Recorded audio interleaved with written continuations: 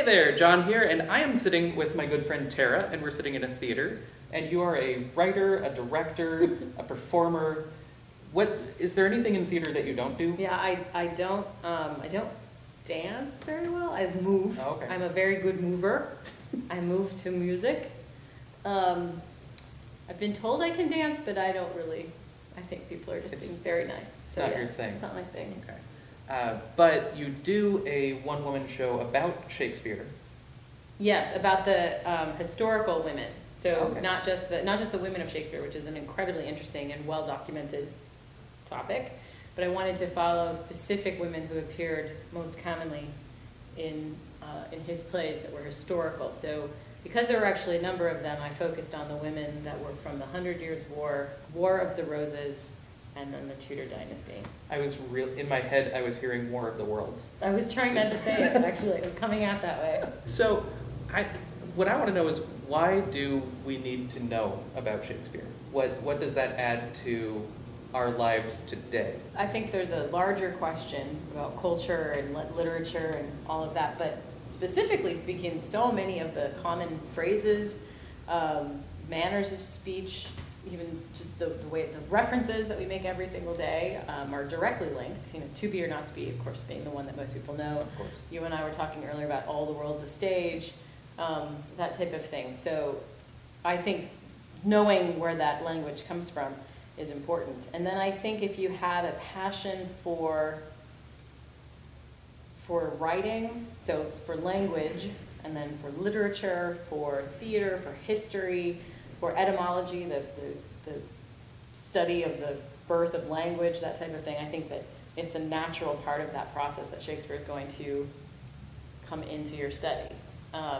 Certainly along the way of many other greats.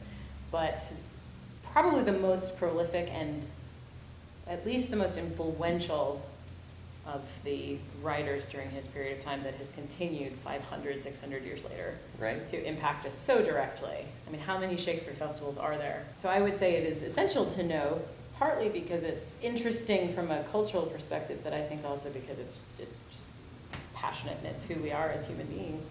It's one of those questions that you hear a lot in schools when people are being forced to learn certain things, and they just, when are we going to use this information? Well, I think I use this information all the time. I do not use geometry ever, so I don't, that's one for me. That one, you know. I used geometry earlier today. But did you use Shakespeare today? Now I have. Okay, so that's fair. Maybe I have geometry coming. So where would someone get started if they got this far into their life, they haven't learned much of Shakespeare, but like, they want to catch up with a show that's on now, so they have to binge watch all the seasons on Netflix. How would you start binge watching really Shakespeare? To binge watch Shakespeare. Well, there's a couple of different ways. First of all, let me backtrack to the thought that first went through my mind, which is for youth, for introducing younger people, and it can work for anyone if they're open to it. There are some fantastic books and comic books and different really accessible versions of the plays. I don't necessarily love them as representatives of the play, but they're a great way to start getting comfortable with the stories. I think once you're familiar with kind of plot lines and stories, it makes the language easier. Then if you're older and you're more interested, I would suggest watching any of the more commercial movies to begin with. Much Ado About Nothing with Kenneth Branagh is the penultimate version of that, I think. The Ian McKellen, Richard III is brilliant. He brought it up to date out of its time period. It's more like in the World War II era, okay. But it does help explain a lot of what's going on. Some of the more contemporary versions of the plays, the Romeo and Juliet, actually the Baz Luhrmann, was really an interesting and I think pretty genius version of it. But if you go back to the 70s, or late 60s, the Romeo and Juliet with Olivia de Hussey as Juliet was probably iconic in terms of matching its closest to its time. And then, of course, there's Taming of the Shrew with Richard Burton and Elizabeth Taylor, which again. So I think to get into the language, sometimes it can be helpful to have a visual and to see how someone else is presenting it. Then you can go back and look at the text. If we shadows have offended, think but this, and all is mended.